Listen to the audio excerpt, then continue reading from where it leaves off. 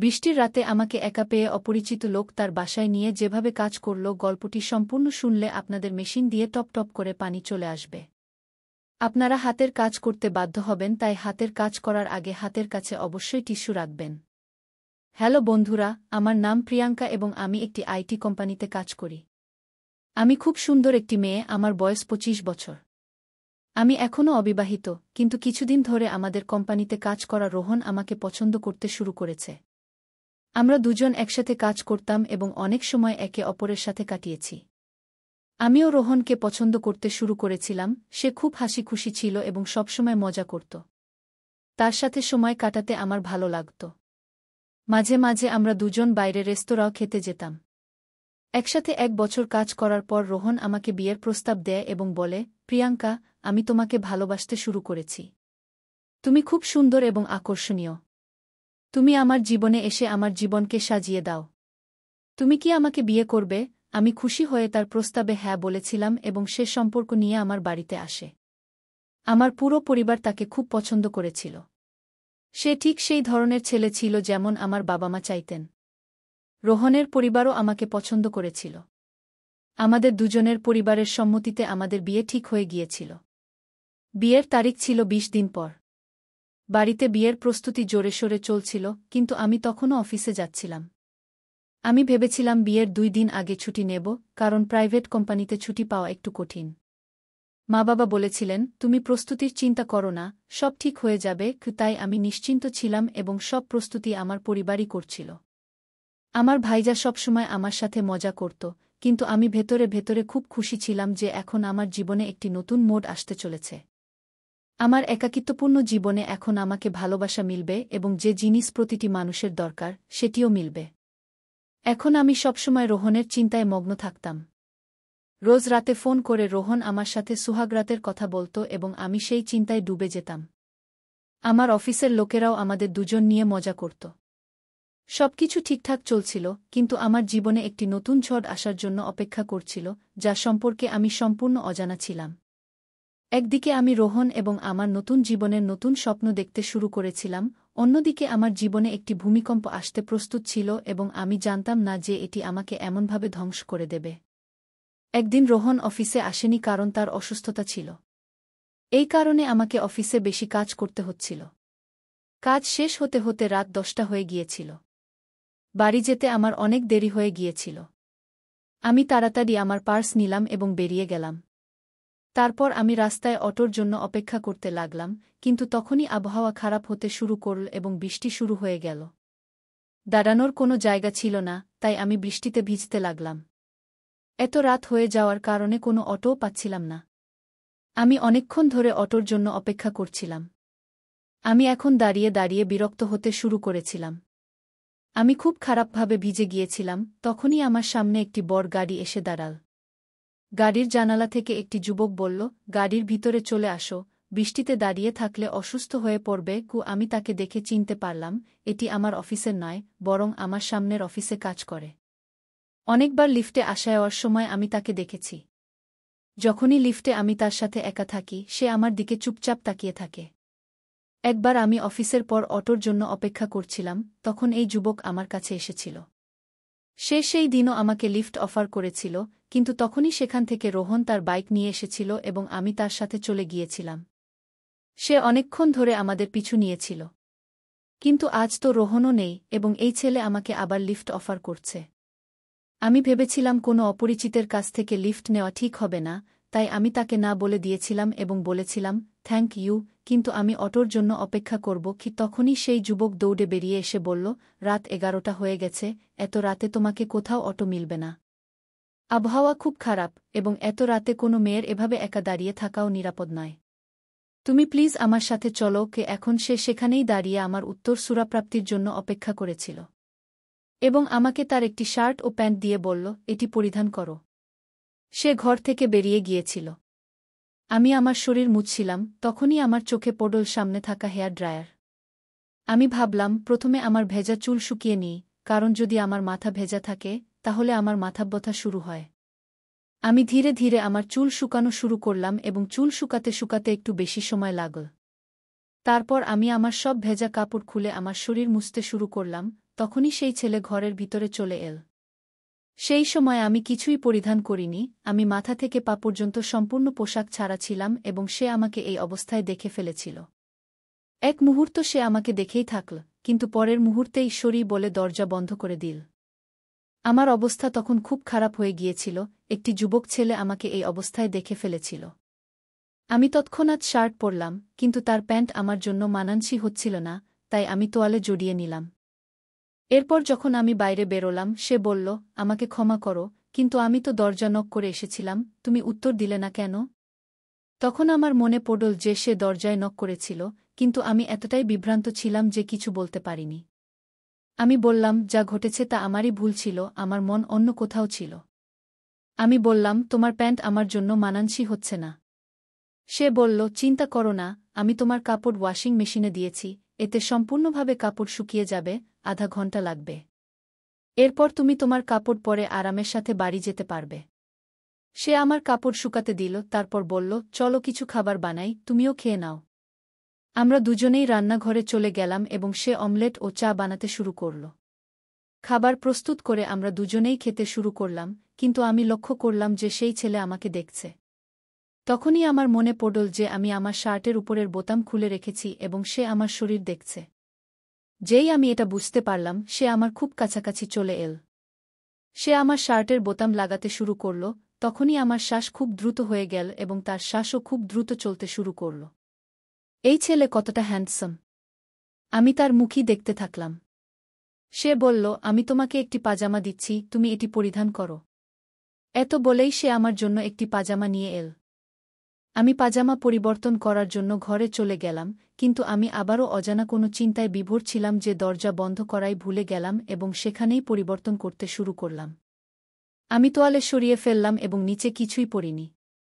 সে সেখানেই দাঁড়িয়ে আমাকে দেখছিল। আমি পাজামা পরার আগেই সে আমার কাছে চলে এল এবং আমাকে তার বাহুতে জড়িয়ে আমার ঠোঁট চুম্বন করতে শুরু করল। আমি বিভোর হয়ে গেলাম। সে আমাকে বিছানায় শুইয়ে দিল। আমাদের দুজনেরই শ্বাস দ্রুত চলতে শুরু করল। সে আমাকে বারবার চুম্বন করতে লাগল এবং আমি তার ভালোবাসায় গলে যেতে লাগলাম। জানি না কি এক মাদকতা ছড়িয়ে পড়ল যে আমার কোনো কিছুরই হুঁশ ছিল না। সে আমাকে চুম্বন করতে করতে আমার শার্টের বোতাম খুলতে শুরু করল। কোনো ছেলে আমাকে প্রথমবার চুম্বন করেছিল, রোহনও আমাকে আজ পর্যন্ত চুম্বন করেনি, শুধু আমার হাত ধরেছিল।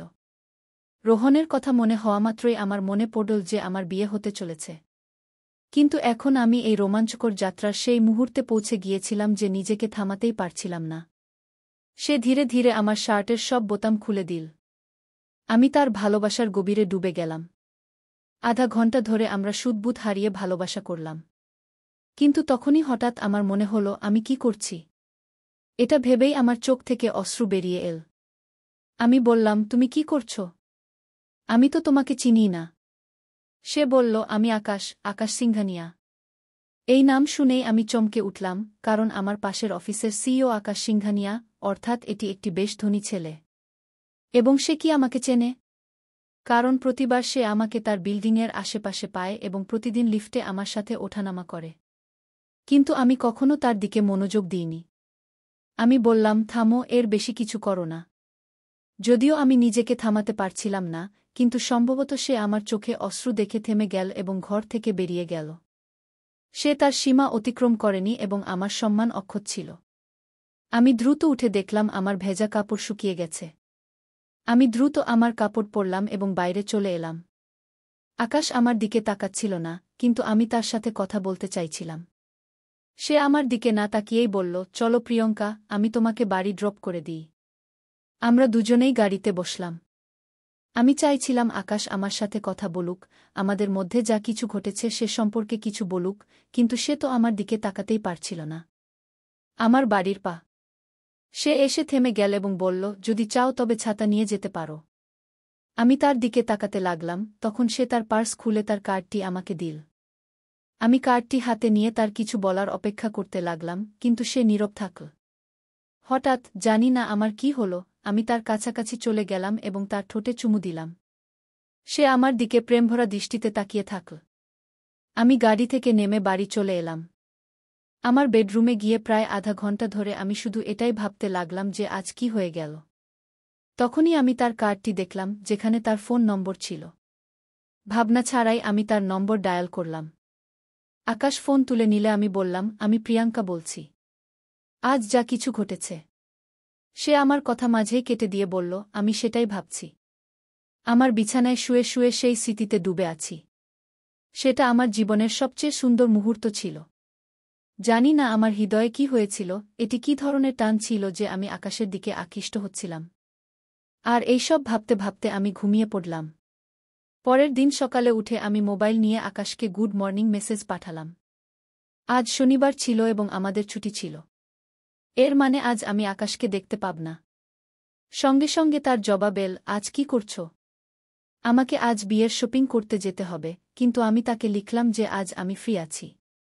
এটি ভালোবাসা ছিল নাকি কিছু অন্য কিছু জানি না। সে লিখল, আমার বাড়িতে লাঞ্চে চলে আসো। 12টার মধ্যে চলে আসো, আমি লাঞ্চ তৈরি করে রাখব। আমি ঘড়ি দেখলাম, তখন 10টা বেজে গেছে। আমি দ্রুত প্রস্তুত হয়ে গেলাম এবং আমার মা-বাবাকে বললাম যে আমি একা শপিং করতে যাচ্ছি। আজ আমাকে রোহনের সাথে দেখা করতে হবে, কিন্তু তার আগে আমি আকাশের সাথে দেখা করতে চাইছিলাম। আমাদের মধ্যে যা কিছু ঘটেছিল তা আমার জীবনে এক ধরনের ভূমিকম্প এনে দিয়েছিল। আমি আকর্ষিত হয়ে তার বাড়িতে 12টার মধ্যে পৌঁছে গেলাম। আমাকে দেখে সে হাসল এবং বাড়ির ভেতরে ডেকে নিল। সে বলল, খাবার তৈরি আছে, আগে খেয়ে নিই, তারপর কথা বলব। খাওয়ার পর আমি বললাম, দেখো আকাশ, গতকাল যা কিছু ঘটেছে সেটা কিভাবে যেন হয়ে গেল। আমার বিয়ে ঠিক হয়ে গেছে এবং 19 দিন পর আমার বিয়ে। আমার কথা শুনে তার মুখে রাগ স্পষ্ট দেখা যাচ্ছিল, যেন সে আমাকে হারাতে চায় না। সে কি আমাকে ভালোবাসে? এটা বলে আমি সেখান থেকে যেতে লাগলাম। হঠাৎ সে আমার হাত ধরে বলল, যদি তোমার ইচ্ছা পরিবর্তন হয়, তবে আমি তোমার জন্য অপেক্ষা করব। তার চোখে আমি আমার জন্য ভালোবাসা দেখতে পাচ্ছিলাম। তার একটি স্পর্শে আমার পুরো শরীরে এক ধরনের কম্পন শুরু হয়ে গেল। আমি কেন এত দুর্বল হয়ে পড়ছি? আমি তৎক্ষণাৎ তার কাছাকাছি চলে গেলাম এবং তাকে জড়িয়ে ধরে একটা আলিঙ্গন করলাম। সে আমাকে একদম পাগল করে দিচ্ছিল। অনেক কষ্ট করে তার থেকে আলাদা হয়ে আমি বেরিয়ে এলাম এবং রোহনের সাথে আবার শপিংয়ে ব্যস্ত হয়ে পড়লাম। রাতে যখন বাড়ি ফিরলাম তখন রোহনের ফোন এল।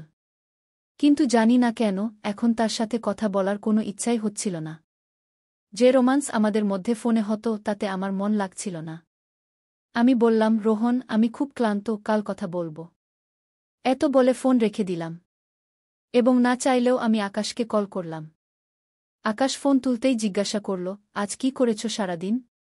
আমি বললাম, আমি রোহনের সাথে বিয়ের শপিংয়ে ব্যস্ত ছিলাম। তুমি কি করেছ? সে বলল, শুধু তোমার ভাবনায় ডুবেছিলাম। সেই ভাবনা মন থেকে বেরোতেই চায় না। যদি কাল ফ্রি হও তবে প্লিজ লাঞ্চে চলে আসো। আমি বললাম, আমি আসব না। তুমি জানো আমার বিয়ে হতে চলেছে।